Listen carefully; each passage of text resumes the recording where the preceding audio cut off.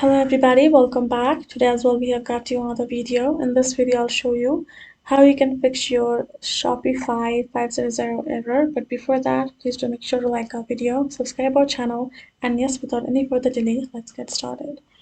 So you will face that error while you're simply opening your browser, adding the Shopify, and while you're trying to access the official website, you will get that error right away upon opening it. First, basic thing, you gotta check your network connection. If it's not good, if it's turning on and off in between, that can cause the problem.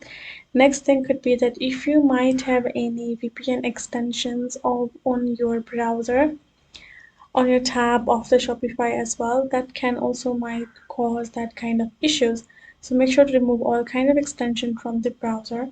And now you're gonna go back and check out the Shopify status. If it's simply down, everywhere, then it's just gonna take time and solve it in no time. There's nothing wrong with your internet or connection. You can see all systems are operational. Now you can say Shopify is working pretty well everywhere.